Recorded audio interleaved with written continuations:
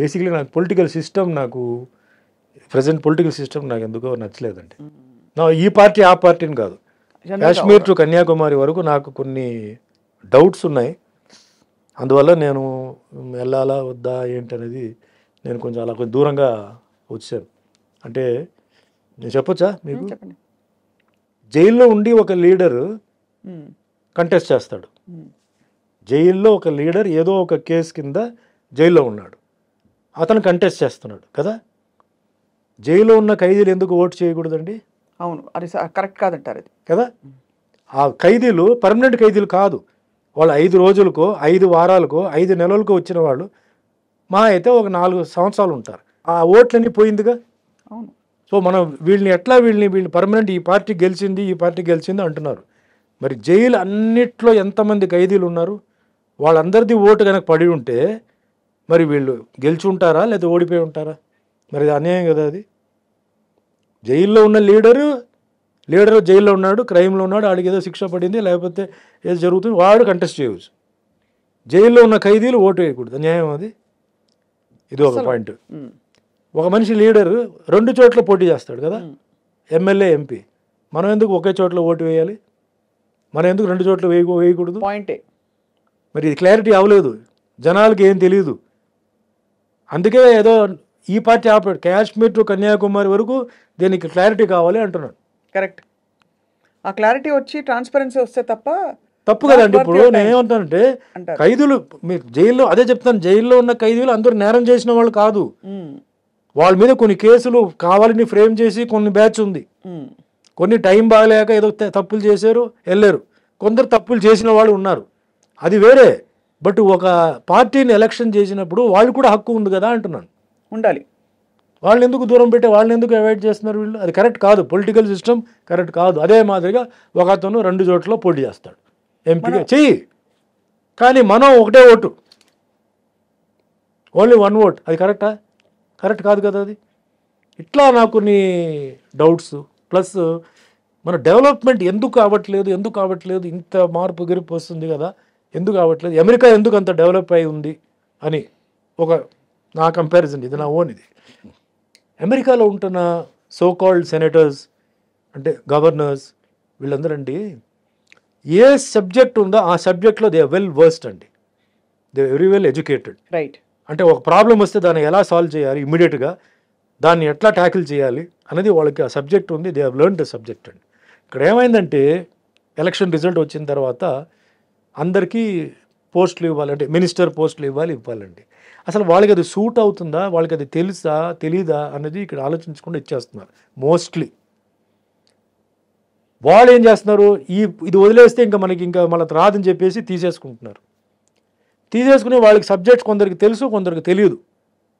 తెలియని వాళ్ళు ఏం చేస్తాడు, అడ్వైజర్గా ఒక 5-6 మందిని పెట్టుకుంటున్నాడు. 5-6 మంది ఏం చెప్తారో అదే ఇతను చెప్తున్నాడు. అవును, ఇతను సొంత బుర్ర లేదు. ఆ 5-6 మంది వాళ్ళ స్వార్థం ప్రకారం చెప్పుకుంటారు కదా.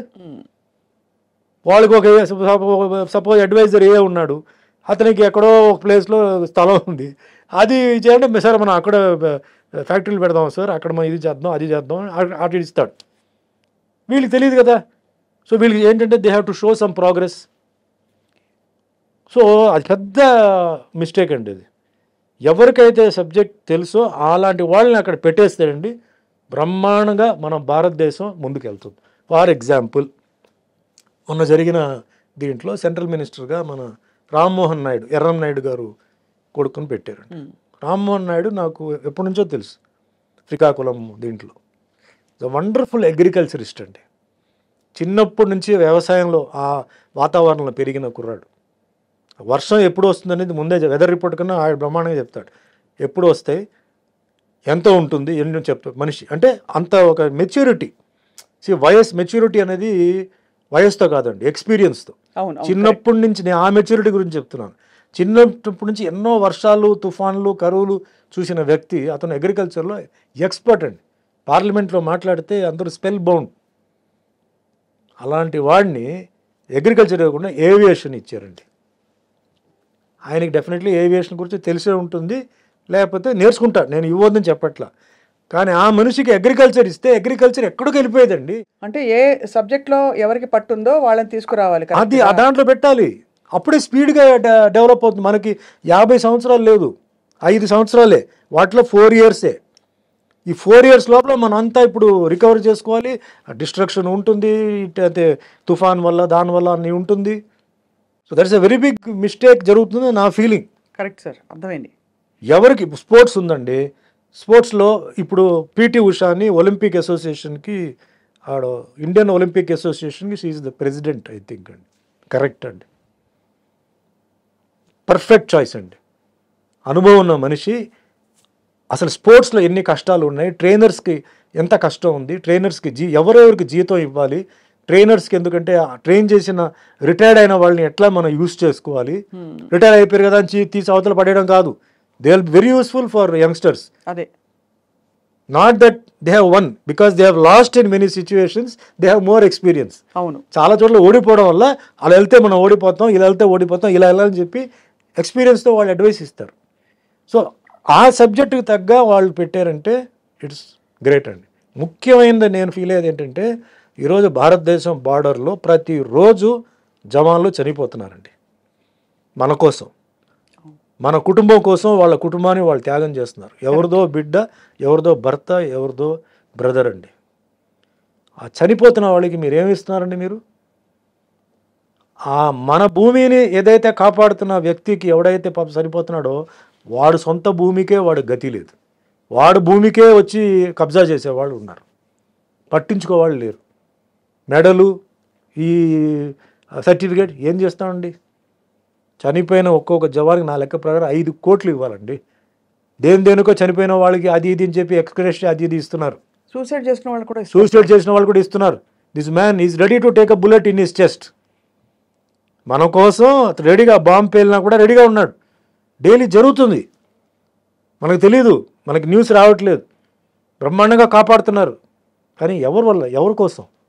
అది అక్కడ కూడా ఏంటంటే జరగాలంటే నా ఒపీనియన్ ఏంటంటే అంటే టోటల్గా ప్రొటెక్షన్. నాది ఎప్పుడండి protection, peace, prosperity, these are the 3 slogans అండి నాకు. ప్రొటెక్షన్ కావాలంటే ఎవరైతే అంటే ఆర్మీ ఆర్ పోలీస్ ఆర్ ఏదైనా ఈ సెక్షన్ సంబంధించిన వాళ్ళు రిటైర్ అయిన వాళ్ళకి they have to give them some post అండి. అవును, అప్పుడు వాళ్ళు అడ్వైస్ బ్రహ్మాండంగా ఇస్తారు. వార్ చెప్పదు నేను 3 months తర్వాత వస్తాను చెప్పదండి. మిజైల్ రెడీగా ఉంది, ఎప్పుడు వచ్చి పడుతుందో తెలియదు. సడన్ అటాక్, అప్పుడు ఏం చేయాలి? అప్పుడు గొడుగు పెట్టుకొని మనం పరిగెత్తి వెళ్తామా? వాళ్ళకి తెలుసు, ఆ టాక్టిక్స్ అన్నీ తెలుసు. ఏ బార్డర్ని లాక్ చేయాలి, ఏ గేట్ని లాక్ చేయాలి, ఏం చేయాలి. They have to be given post and they should also come in to ruling party. They should be there in the opposition party. అవును, they should argue because it is protection. అలాగే police కూడా. అందుకే ఇప్పుడు teachers కోట, MLC అదంతా ఉంది చూసారా, అలాంటి కోట నేనేమన్నా ఆర్మీ వాళ్ళకి, పోలీస్ వాళ్ళకి కూడా ఇవ్వండి. ఎందుకంటే ఫస్ట్ దేశం వచ్చి సేఫ్గా ఉంటే అన్నీ జరుగుతాయి. కరెక్ట్. సేఫ్ లేదనుకోండి, మీరు డెవలప్మెంట్ చేసి ఏం ప్రయోజనం? మీరు ఆ ఇండస్ట్రీ తీసుకొచ్చి ఏం ప్రయోజనం అండి? అన్ని వ్యాలిడ్ పాయింట్స్ సుమన్ గారు మీరు చెప్పింది. I don't know how much మీరు ఎంతమందితో చెప్పారో తెలియదు, కానీ ఇది ఫస్ట్ టైం అయితే మాత్రం ఇంత ఓపెన్గా ఓకల్గా ఈ విషయాలు చెప్పడం ఐ థింక్ చాలా వ్యాలిడ్ పాయింట్స్ చెప్పారు. చాలా వరకు డెఫినెట్గా మిమ్మల్ని ఎవరో స్పాట్ చేసి మీకు రావాల్సిన పద్ధతిలో, నాట్ బికాస్ ఆఫ్ ఎనీథింగ్, మీరు మీ కరాటే స్ట్రాటజీ ఎలా కొట్టాలని అలా అయితే ఏం చేస్తారో మీ క్లారిటీ అంత ఇదిగా ఉంది, ఇదిగా క్లియర్గా. అందుకే నేనేంటంటే ఇదన్నీ ఇంత గజిబిజి ఉన్నప్పుడు మనం వెళ్ళిపోయి ఎందుకు ఇది చేయడం. అండ్ ఒకే పర్సన్కి చాలా పోర్ట్ఫోలియోస్ ఇస్తారండి. మనిషే కదా అతను, ఎన్నని చూస్తాడు, ఆడ ఫ్యామిలీ చూసుకోవాలా, పోర్ట్ఫోలియోస్ చూసుకోవాలా, ఎంత టైం చూసుకుంటాడంటే 12 hours పని చేస్తాడు. అంతకనే చేయగలుగుతాడా? అంతకన్నా ఎక్కువ చేస్తే వాడు మిస్టేకులు చేస్తాడు. అవును. So why don't you expand the cabinet? వాటిల్లో ఎంతోమంది ఉన్నారు, కష్టపడిన వాళ్ళు ఉన్నారు, తిరిగిన వాళ్ళు ఉన్నారు. వాళ్ళకి ఎక్స్పాండ్ చేసి give them some portfolios, work fast జరగాలి. ఇప్పుడు ఏంటంటే అండి 5 సంవత్సరాలు ఉంది కదా అని చెప్పి పడుకోవడం కాదు. అవును, ఇప్పుడు చాలా స్పీడ్గా పనిచేయాలి. ఎందుకంటే ఒక సైడ్లో కన్స్ట్రక్షన్ ఉందండి, ఇంకో సైడ్లో డిస్ట్రక్షన్ ఉందండి. ఈరోజు భారతదేశం లోపల చాలామంది బయట నుంచి ఇన్ఫ్లుయెన్సర్స్ వచ్చారు, బంగ్లాదేశ్ నుంచి వచ్చారు. ఫ్రాడ్ ఆధార్ కార్డులు ఉన్నాయి, మొత్తం ఉంది. ప్రపంచం మొత్తం యుద్ధం జరుగుతుంది. ఇజ్రాయెల్, గజా, ఉక్రెయిన్, రష్యా, ఇటు చైనా. ఇప్పుడు చైనా వాడు ఉన్నాడండి, చైనా వాడు అక్కడి నుంచి మిజైల్ పెడితే ఓన్లీ హిందువుల మీద పడతాయా? హిందూ, ముస్లిం, క్రిస్టియన్, సిక్, పార్సీ, జైన్ అందరి మీద పడతాయి. You have to think in that way. అవును. So this is the time to wake up, this is the time to the. And పిల్లలు కూడా ఏంటంటే అర్థం చేసుకోవాలి, అర్థం చేసుకొని మన దేశం, మన రాష్ట్రం, ముఖ్యంగా అంటారు కదా, వ్యవసాయం ఎందుకు చెప్తానంటే, వ్యవసాయం బాగుంటే రాష్ట్రం బాగుంటుంది, రాష్ట్రం బాగుంటే దేశం బాగుంటుంది. అవును. వాళ్ళు ఏం అడుగుతారండి? వాళ్ళు అడిగేది నీళ్లు, కరెంటు, అంతకన్నా వాళ్ళు ఏం అడగట్లేదు కదా. వాటి మీద ఫస్ట్ ఫోకస్ పెట్టుకోవాలి, కరెక్ట్. అన్నీ బాగుంటాయి. Next health. ఈరోజు డయాబెటీస్, షుగర్, బీపీ, వీటికి చాలామంది పాపం డబ్బు లేక, మందులు కొనుక్కోలేక ఏదో ఆ వైద్యం ఈ వైద్యం అని చెప్పి చనిపోతున్నారండి. సో వాళ్ళకి ముందు ఆ ఇమ్మీడియట్ చాలా అవసరమైన మెడిసిన్స్కి దారి చూపించి అఫోర్డబుల్ ప్రైస్లో అది అందుబాటులోకి రావాలి, ఉండాలి. నెక్స్ట్ ఎడ్యుకేషన్, విద్యా, ఎవ్రీబడి వైద్యం. Has to be improved. అవును. బాగా చదువుకున్న వాళ్ళు ఉన్నారు, డొనేషన్స్ వాళ్ళ దగ్గర డబ్బులు లేవు. సో కాబట్టి వాళ్ళు ఏ పని అయితే చేయకూడదు ఆ పని వాళ్ళు చేస్తున్నారు, అది తప్పది. లేదా వాళ్ళ ఊర్లోనే వాళ్ళకి జాబ్ లేదు, వాళ్ళు బయటికి వెళ్ళిపోయి వాళ్ళ జాబుల కోసం వెతుకుతున్నారు, ఇంకా అన్యాయం అది. ఏ ఊర్లో వాళ్ళు ఉన్నారో, ఏ గవర్నమెంట్ ఉందో ఆ గవర్నమెంట్ వాళ్ళకి ఉద్యోగం ఇవ్వాలి, లేకపోతే ఆ గవర్నమెంట్ వేస్టెడ్. Correct sir. కష్టపడి తల్లిదండ్రులు చదివించి, అంటే talking middle class, poor class, వాళ్ళు భూమిలు అమ్మేసి, నగలు అమ్మేసి, పెళ్ళికి అమ్మాయి ఇంట్లో పెళ్ళి చేయాల్సిన అమ్మాయి ఉంటే పెళ్ళికి కూడా ఇదే చేసి, పాప ఎడ్యుకేషన్ ఉంటే శాలరీ వస్తుందని చెప్పి చేస్తే వాళ్ళకి ఉద్యోగాలు లేవు. అటు అమ్మాయి పెళ్లి చేయడానికి డబ్బులు లేవు, వీడికి ఉద్యోగం లేవు, ఇల్లేమో నడవాలి, మళ్ళీ ఆరోగ్యం ప్రాబ్లం. ఎంత ప్రాబ్లం అండి. Government has to do all these things, has to go in to it and do beg, borrow or steal, వీళ్ళందరినీ సాటిస్ఫై చేయాలి. అయితే ఎందుకు గవర్నమెంట్ అండి? You do whatever you want, మీ చాయిస్ మీదే కదా, nobody is going to ask you. And స్పీడ్గా ఇవన్నీ మూమెంట్ జరగాలండి, డిలే చేయకుండా, ఎయిట్ చేయకుండా. అండ్ మెయిన్ ఈ లోకల్, నాన్ లోకల్ ఒక ఫీలింగ్ ఉంది. Local, non local feeling tax కట్టేటప్పుడు ఎందుకు లేదండి? మీకు ముందే ట్యాక్స్ కోట్లు ట్యాక్స్ కడుతున్నారు కదా, అప్పుడు మటుకు ఎందుకు మీకు నాన్ లోకల్ ఫీలింగ్ లేదు? మీకు సడన్గా ఎలక్షన్ టైంలోనే local, non local, then comes the community, caste feeling. ఈ ఈక్వేషన్ మీద మీరు డివైడ్ చేస్తున్నారు. నేనేమంటున్నానంటే వేయండి, బట్ క్వాలిఫైడ్ పర్సన్ని మీరు పెట్టండి అంటున్నాను. కరెక్ట్, అంతే కదా. Not about local, non local, కానీ ఎవరికి ఆ నైపుణ్యం ఉందో వాళ్ళని పెట్టండి, క్వాలిఫైడ్ పర్సన్ని మీరు పెట్టండి, ఎడ్యుకేటెడ్ పర్సన్ని పెట్టండి. ఎక్కడ అడ్మినిస్ట్రేషన్ కావాలో అడ్మినిస్ట్రేషన్ వాళ్ళని మీరు పెట్టండి, నాలెడ్జ్, ఎక్స్పీరియన్స్ ఎక్కడ ఉందో వాళ్ళని పెట్టండి. అంతేగాని క్యాస్ట్ అని చెప్పేసి ఓన్లీ అసలు పనికిరాని వాళ్ళని పెట్టేసి మళ్ళీ లాస్ అయిపోయి మీరు అయ్యో తప్పు చేసామని చెప్పి తలకాయ కొట్టుకోవడం ఎందుకు? Development, I'm only seeing development అండి. నాకు ఇదంతా ఏం కాదు, మన అందరూ ఒకటే. లోకల్, నాన్ లోకల్ మీరు ఫీలింగ్ పెట్టుకోండి, but see things in a different angle. ఈ రాషనల్ పర్స్పెక్టివ్ వచ్చే వరకు సుమన్ గారు రాజకీయాల్లోకి రారైతే, అంటే రేపు నన్నే ఎవడన్నా అడుగుతాడు కదా, నాకు చెయ్యేది, నేను లేదండి మీరు నాన్ లోకల్, మీరు లోకల్ అని చెప్పి నేను చెప్తే నాకు ఇది గిల్టీగా ఉంది. అందుకే నాకు ఈ చేంజ్ రావాలి, అవుతుంది. మోడీ గారు హీ కెన్ డూ ఇట్ అండి. ఇంత చేసిన మనిషి మోడీ గారు, he can do it. There is a will, there is a way. అంతే. భారతదేశం సో మచ్ టెన్స్డ్ అండి ఆయన బీజేపీ వచ్చే ముందు. ఈరోజు బీజేపీ వచ్చిన తర్వాత అదే చెప్తున్నాను కదా, బార్డర్లో జరుగుతున్నాయి, లోపల ఉన్న వాళ్ళు అందరూ హ్యాపీగా ఉన్నారు, క్లబ్కు పబ్కి అందరూ వెళ్తున్నారు. అక్కడ ఏం జరుగుతుంది ఎవరికి తెలియదు. వెళ్ళండి, కాశ్మీర్ బార్డర్కి వెళ్ళండి, ఒక 4 రోజులు కూర్చోండి, స్థిమితంగా పడుకోండి, రండి చూద్దాం. పడుకోలేము, నైట్ టైంలో పేలుతూనే ఉంటాయి అక్కడ టపాకీలు. ఎంత రిస్క్ ఉంది అక్కడ, ఎంత ప్రాబ్లం ఉంది అది. But hats off to Modi గారు, బికాస్ ఇండియాని ఇంతవరకు till now it has been very protected. అందుకే protection, peace and prosperity has come. India ఇప్పుడు ఏ తక్కువ లేదు, India is all good at competing with anybody. Correct. Development is going rapidly, it is going. So I'm seeing all the only things కొంచెం protection and peace, overall peace. Because of religion, దీనివల్ల కొన్ని troubles అక్కడెక్కడ ఉన్నాయి, which has to be solved. అందరూ ఒకటే అవ్వాలి, everybody has to be taken care, అందరికీ న్యాయం జరగాలి.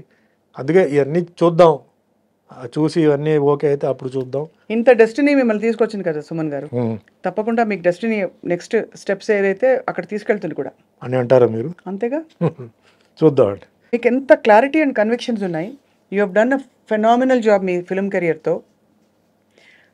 పర్సనల్ లైఫ్లో వచ్చిన విషయాల్ని కూడా ఫిలాసఫీతో సాల్వ్ చేసుకుని you have emerged as a winner, which is why you are a legend in the Indian silver screen. The background are 5 women అండి. My mother, my mother-in-law, my grandmother, my wife, my daughter. మధ్య support. చిన్నప్పుడు నడవలేనంటే చిన్న చైల్డ్గా ఉన్నప్పుడు నడిపించింది మా అమ్మగారు. అమ్మమ్మ గారు. నాకంతా ఇది చేసింది మా అమ్మగారు.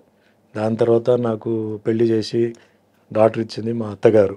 దాని తర్వాత మా wife who took care of everything. ఇప్పుడు మీ అమ్మాయి Shirisha. Now my daughter, she is now like a son to me. చాలామంది అన్నారు, అంటే మీకు టెన్షన్ లేదా, కూతురు కదా మీకు టెన్షన్ లేదా అన్నారు. నేను చెప్పాను, నాకు టెన్షన్ లేదండి, నాకు 10 సన్స్ కింద నాకు ఫీలింగ్ అండి. అబ్బాబ్బాబ్బా, ఇది బాగుంది. నాకు అంత ధైర్యంగా ఉన్నాను నేను. ఎక్కడికి వెళ్ళినా, ఏ ఊరికి వెళ్ళినా, మా పాప ఇంట్లో ఉందంటే నేను ధైర్యంగా వెళ్తున్నాను, అన్నీ మేనేజ్ చేస్తుంది. నాకు భగవంతుడు నాకు అదన్నీ ఇచ్చాడు. So I'm very very happy. ఇంతకన్నా ఏదో అది ఆశపడి ఇది ఆశపడి అది కావాలి. పాపులారిటీ నాకు ఉంది, మనీ కూడా నాకు ఓకే అండి, పొజిషన్ నాకు ఉంది. ఇంత ఊహించలేదు నేను పొజిషన్. నేను ఫ్రెండ్లీనెస్, అందరితో ప్యాషనెట్గా ఉన్నాను. అంతకని ఇంకేం కావాలి లైఫ్, ఇంకా నాకేం ఇంకేముంది చెప్పండి అని చెప్పి నేను అడిగితే, లేదండి ఏదో అంటారు వాళ్ళు, వాళ్ళ లెక్కలు ఏదో ఉంటాయి. అంతే అంతే. నాది ఇంతే అండి, లైఫ్ ఇంతే. You're happy and content. అంతే అండి. Because very simple, the next moment is not certain. అవును కదా. Why you want to think of unnecessary things if you are not in that position, you're suffering అంటే correct. I'm not suffering అండి, god's grace I'm not suffering. Ups and downs ఉంటాయి, challenges ఉంటాయి, all that is common, but I'm not suffering. Mentally I'm not suffering అండి. If I'm suffering mentally, it will show on my face something is wrong. No, I go to work, I come home. హోమ్లో work ఉండదు, వర్క్లో home రాదు. అదే. So that's how it's going on అనమాట.